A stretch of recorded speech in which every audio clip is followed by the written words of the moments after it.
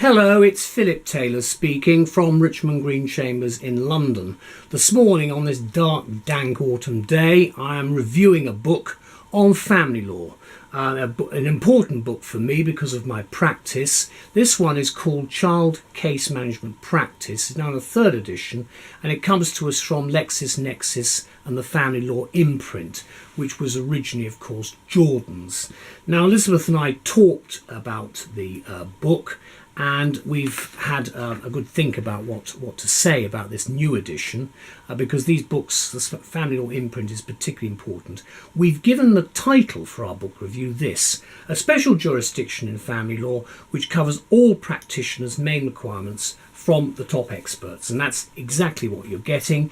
If you're dealing, as I do, with child cases and you have a case management conference and you need to know how the practice is, you can obviously use things like the red book here to a certain extent, but we do need these practitioner books as well. So let's have a look at this.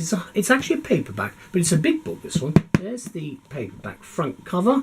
You probably can't make it out because it's actually, the way its colour is printed, it's quite difficult to read. Likewise with the spine, you can probably see it, and then at the back it's inverted out. Child Case Management Practice is virtually, it's quite difficult to read it actually, but however, it's the content that counts.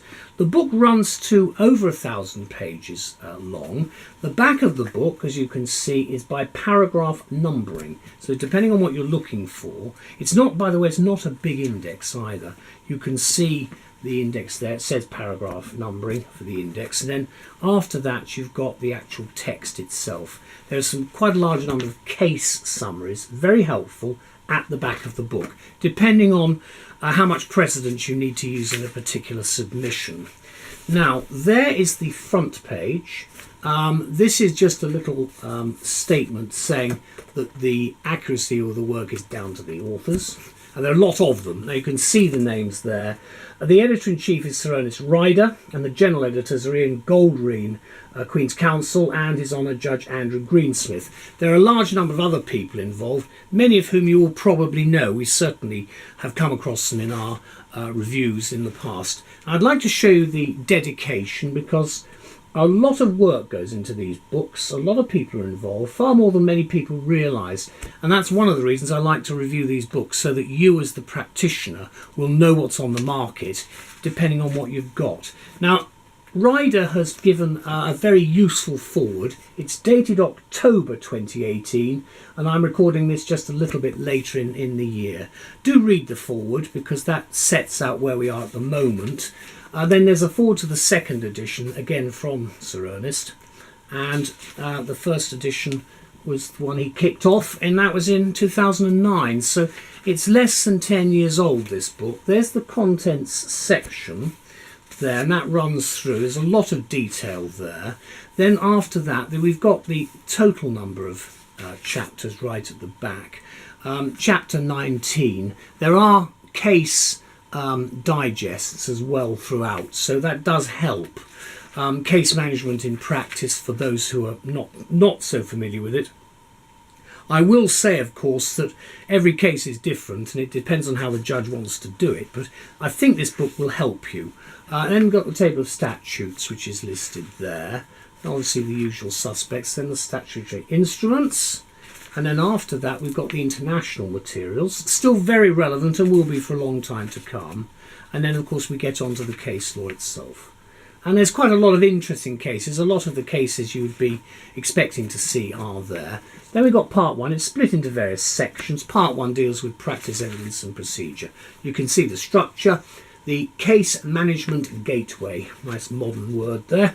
And then you've got, as you can see, the paragraph numbering there, and then you've got a bit of footnoting, and that's the way it runs through. And you can see just in the middle of the book, again, paragraph numbering and the footnoting there.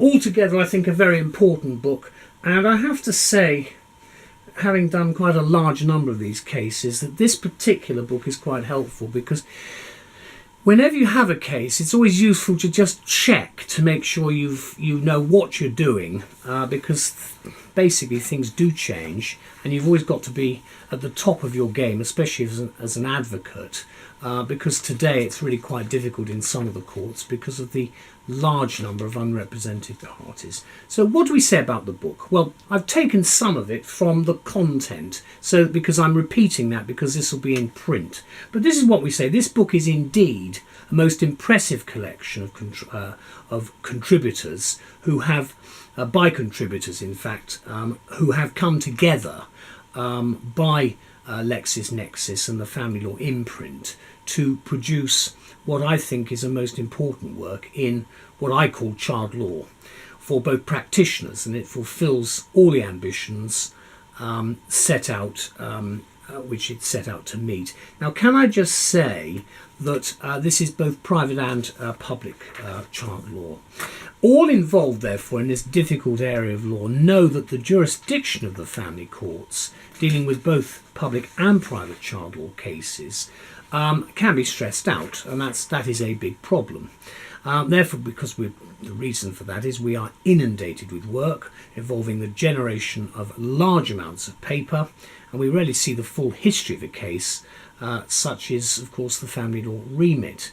And, of course, the team of writers here say the following: far more effective is the creation of a file which, from the outset, focuses on material relevant to the judicial decision-making process. And that's exactly the point. That's the difficulty that we have. I mean, you think of the number of files that I sometimes have to have when I'm doing a case. It's very substantial. And so it is, as we find that for each child law application, this established work on child case management practice, we think, provides an analysis of what the judicial hearing will actually require. That's what I think really why it's a hands-on book, if you like, giving us, of course, checklists, questionnaires and so forth, specifying all the necessary information that needs to be presented. And it's all in one place, of course, as well. And the new edition, which is for 2018, as I say, comes from what is now the family law imprint from LexisNexis, but it originally came from Jordan's, the publishers based in Bristol. And it'll also keep you, as an advisor, at what level abreast of with the latest developments in both law and practice. And I think, again, that's the key, because you want to be as up to date as you can. Obviously, at the end of the day, you must be in control of the facts and know exactly what outcomes you want, because quite often you go into court and you just wonder whether in fact they know really what they want, and therefore you need to give them some advice. And I think the book is rightly described as the definitive practical manual on the public law outline, and that's exactly what you're getting, because it generates best practice case management documents, and it also gives us a synopsis of the law for all the major applications involved. And of course that outline I think is very helpful. We also like the addition of core skeleton arguments, which I think again is a bonus for us at a glance, which gives us that great extra support which we need when we're under pressure. And the welcome focus, of course, is on the case management record itself, which is so much a part now of modern practice. And I'm glad that we do have that in many ways, because it does focus the mind much earlier on what the issues are. And it's, of course, the management of the case at a much earlier stage. Going back a few years now, obviously things were rather different and things were sort of spread out, whereas we are getting decision making, I think, at a high quality and very good level much more quickly. Let me conclude by saying it's justly described as an invaluable work, and that's right, and of course because for us it's designed for use at all levels by the judiciary, including the magistrate, justices, clerks and legal advisors and so forth, for barristers, for solicitors, legal executives, CAFCAS of course, local authorities, guardians, the Ministry of Justice, specialist experts and the legal aid people. I noticed they called it the Legal Services Commission. Didn't mention the legal aid agency, but in fact legal aid is still available in some cases, obviously, so it's important to know about it.